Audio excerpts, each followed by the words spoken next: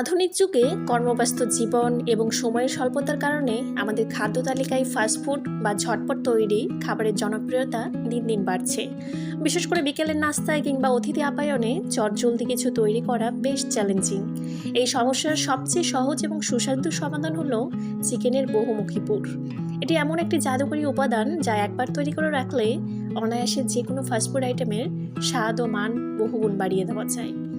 এই পুরটি ফাস্টফুড জগতে এত জনপ্রিয় হওয়ার পেছনে কিছু সুনির্দিষ্ট কারণ রয়েছে।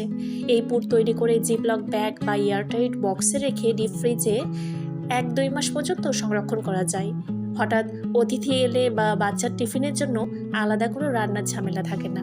চিকেনের প্রোটিনের পাশাপাশি এতে ক্যাপসিকাম, গাজর, পেঁয়াজ ও বিভিন্ন মশলা থাকায় এটি একই সাথে পুষ্টিকর এবং সুস্বাদু। যেমন এটি বিভিন্ন রকম আইটেম তৈরিতে ব্যবহার করা হয়। ক্যাফে স্টাইলে স্যান্ডউইচ, ঝটপট burger, homemade pizza, crispy samosa, roll, chicken patties, momo, chicken শর্মার রোল, বিভিন্ন কিছু।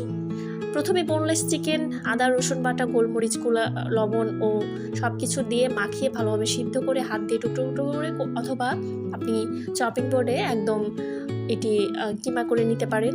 চাইলে আস্তও একটু রাখতে পারেন। কড়াইতে সামান্য একটু পেঁয়াজ কুচিয়ে দিলেন। এখানে পছন্দ মতো আপনি সবজি ব্যবহার করবেন। আমার কাছে যেটুকু ছিল আমি সেটুকুই ব্যবহার করেছি। আর এখানে চিকেনটা আমি ভালোভাবে একটু সিদ্ধ হতে দিব। আর বিভিন্ন রকম মশলাপাতি দিয়ে দিচ্ছি। আপনারা দেখতেই পাচ্ছেন প্রয়োজন মতো লবণ, মরিচের গুঁড়া, একটু মাংসের মশলা, আদা রসুন জিরা বাটা, এই সব কিছু দিয়ে ভালোভাবে নাড়াচাড়া করে দিব। আর এরপর সুন্দর মতো ভেজে নিলেই তৈরি হয়ে যাবে আমার চমৎকার এই চিকেন পুর। আপনারা চাইলে এখানে বিভিন্ন রকম সবজি দিতে পারেন, যেমন গাজর, ক্যাপসিকাম, চাইলে একটু বিভিন্ন কিছু আপনার পছন্দ মতো আপনি দিতে পারবেন। খাবারের বৈচিত্র্য মানুষকে সবসময় আকর্ষণ করে। প্রতিদিন একই নাস্তা না খেয়ে ফ্রিজে রাখা এই চিকেন পুর দিয়ে প্রতিদিন নতুন নতুন ফাস্টফুড আইটেম তৈরি করা সম্ভব।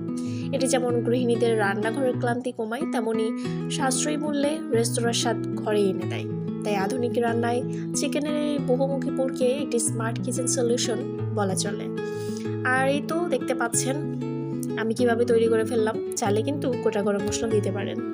আমি এখানে দিয়ে দিয়েছি। আর আপনারাও আপনাদের পছন্দ মতো সব কিছু ব্যবহার করবেন। আর চাইলে একটু ক্রিমি করতে চাইলে এখানে একটু ক্রিম অ্যাড করতে পারেন কিংবা চিজ অ্যাড করতে পারেন। যেহেতু আমি এখানে নর্মালি আমি সংরক্ষণ করবো না, এই কারণে আমি কিচ্ছু ব্যবহার করছি না। পরবর্তীতে যদি প্রয়োজন হয় সেক্ষেত্রে আমি আবার ব্যবহার করতে পারি।